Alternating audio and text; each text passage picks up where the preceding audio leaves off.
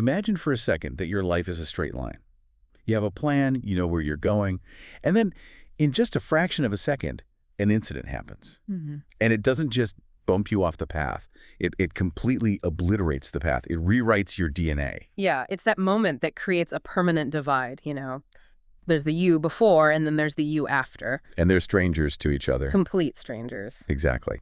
And today, we are unpacking a story that is the absolute definition of that. We're doing a deep dive into the journey of Muniba Mazari. If you haven't heard her story, well, heavy is an understatement. It's a gut punch. It really is. But it's also one of the clearest accounts of resilience I think I've ever encountered. And what's so fascinating is that this isn't just a biography. Right. If we just look at it as, here's what happened to this woman, we miss the entire point. This is a case study on the psychology of rebirth. It's about how someone moves from asking, why me, to asking, what now? I am so ready for this. Because that how is what we all need, you know? So let's rewind. Let's start with Muniba at 18 years old. Right. And the context here is absolutely everything. She belongs to a conservative Bala family, and she describes this very specific cultural expectation she grew up with. What was that? Good daughters never say no to their parents. Wow. Good daughters never say no. I mean, that just sounds suffocating. It sets the whole stage. It means her own choice, her agency was already compromised. Her father wanted her to get married at 18. She wanted to be an artist. But she couldn't say no. She couldn't. To be that good daughter, she said yes. And she says very bluntly, it was never a happy marriage. So you have this young woman already compromising who she is to please other people. Exactly. And then 2 years into that marriage, everything changes. The accident. Yeah. She's in a car with her husband. He falls asleep at the wheel. The car veers off the road and just falls into a ditch. Okay, I have to stop you here because there's a detail in her story that I had to read like 3 times. I know the one. As the car is going down, her husband jumps out. He saves himself He jumps out. while she's still trapped in the passenger seat. While she is trapped inside. I mean, that is a level of abandonment I just can't wrap my head around. It's not just a physical accident at that point. No, it's a dual trauma. There's the impact of the car, and then there's the impact of that betrayal. She was left in twisted metal, completely alone. And the physical toll was catastrophic. It's a laundry list of injuries. I mean, the radius and ulna in her right arm shattered, shoulder bone, collarbone fractured. But the really bad part was her rib cage. Because the ribs are supposed to be armor, right? For your organ. Exactly. But when that armor breaks, it becomes shrapnel. Her entire rib cage was fractured, and those broken bones punctured her lungs and her liver. So she's not just broken. She's struggling to breathe. And amidst all that chaos, there was the silent injury, the one that was changing everything permanently. The spine. 3 vertebrae in her backbone were completely crushed. This wasn't a backache. This was a complete severance of communication between her brain and her lower body. Immediate paralysis. Immediate. So she survives. She's in the hospital, and this is where she gets what she calls the bad news. And it's not just one piece of bad news, it's a sequence. A dismantling of her future, day by day. That's a barrage. It is. The first day, the doctor comes in. He knows she's an artist. He looks at her arm all pinned up and says, I'm sorry, you'll never hold a pen or a brush again. To lose your passion, just like that. But then he comes back the next day. News number 2. The spine injury is so severe, he tells her, you will never walk again. Okay. And then the third day, he returns. And this one strikes at the very core of who she's been told she's supposed to be. Because of the injury, he says she will never be able to give birth. Wow. So her art, gone. Her mobility, gone. Her potential motherhood, gone. It's a complete stripping away of her identity. And that is where the darkness sets in. She starts asking that question. Why me? Why am I even alive? Which feels like the only question to ask at that point. It seems like the end. But this is where her mother steps in. And the words her mother gives her are so crucial. She says 2 things. First, this too shall pass. A classic. And second, God has a greater plan for you. I don't know what it is, but he surely has one. And Muniba says those words were like magic. They were. They didn't heal her spine, but they healed her soul just enough to keep her going. It was a tiny spark of curiosity in all that grief. And that spark turns into a need for color. She describes lying in that hospital bed, and everything is just white. White walls, white sheets, white scrubs, sensory deprivation. So she asks her brothers to bring her a canvas and some paints. Which is an act of rebellion, right? The doctor just told her she can't paint. Exactly. And she paints for the first time on what she calls her deathbed. And she makes this really profound point about it. It wasn't just a hobby. No, it was therapy. She said she could paint her heart out without saying a word. Trauma can steal your language, you know. But she could put the pain on the canvas. People would see these bright paintings and say, oh, how lovely. But they were missing it. She said nobody could see the grief hidden in the art. It was like screaming in color, but only she could hear it. So she gets out of the hospital, but home becomes another kind of prison. A very different kind. Because of her injuries, she developed pressure ulcers. The doctors ordered her to lie completely straight on a bed for 2 years. 2 years. In one room. Bedridden. Just looking out the window, watching life happen without her. She said it made her realize how lucky people are just to be able to go outside. The isolation must have been, I can't even imagine.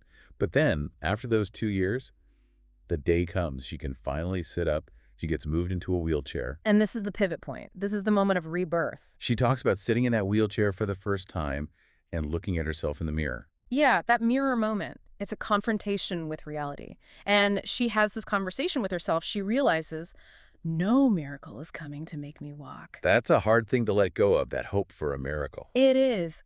But sometimes that hope is a trap. It keeps you from living now. She said, I cannot sit in the corner crying because nobody has time. Nobody has time. Yeah. That's so harsh, but so true. It is. And in that moment, she decides to accept herself. The old Muniba is gone. She says, I'm going to take this moment and make it perfect for myself. So she accepts the new reality.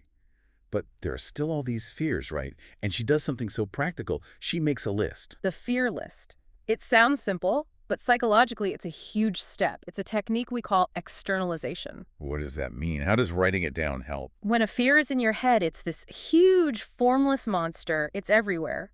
But when you write, I am afraid of divorce, on a piece of paper, it becomes an object. You can look at it. And you can cross it out. And you can cross it out. Yeah. So what do you think was number 1 on that list? Divorce. Divorce. That goes right back to that good daughter syndrome. She was terrified of the word, trying to cling to a person who clearly didn't want her anymore. The man who jumped out of the car. That man! But her solution is so empowering, she realized she had to liberate herself. She set him free. She decided being emotionally free was more important than being socially correct. That is powerful reframing. Okay, what was the next fear on the list? Because this one really got me. The fear of sympathy. Oh, this is a big one. She said she used to hide from people. She'd pretend to be asleep when visitors came. Because she couldn't stand that look in their eyes, that pity. Exactly. She hated when she would smile and someone would ask, are you okay? Like she was a broken doll. Like your smile can't possibly be real because you're in a wheelchair. Right. It forces you to perform sadness for them. Right. And her resolution was deciding she didn't need to be the perfect person for anyone else. If you can't handle a paralyzed woman being happy, that's your problem, not mine. That is true confidence. And it leads right into her philosophy on life. She has this saying, we, not me. It's a call to humility. She says no one achieves anything alone. There's always someone behind you, praying for you, supporting you. For her, it was her mother and brothers. And then there's her take on the lemonade analogy. You know, when life gives you lemons. We've all heard it, but her twist on it actually makes sense. She says the problem isn't the lemons, it's our expectations. What do you mean? We have this fantasy that life is supposed to be easy. We think, I have a plan, it should go smoothly. And when it doesn't, we feel cheated. Right. She says that expectation is the mistake. Life is a trial. Trials aren't easy, so when you get the lemon, don't blame it for being sour. You are the one expecting it to be sweet. That's a punch in the gut.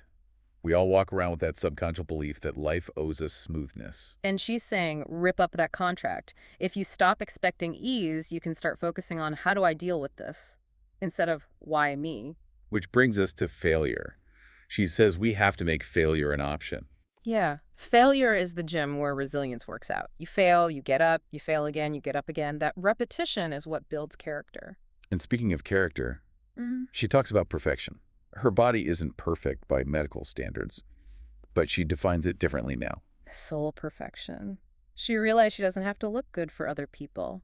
If her soul is perfect from within, if she's kind and resilient, that is enough. It's a shift from external validation to internal validation. Which no one can take away from you. Exactly. As we wrap up, I want to go back to something she said that was just so honest.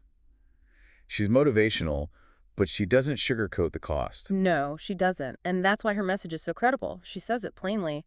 I never wanted the wheelchair. She didn't ask for this. No.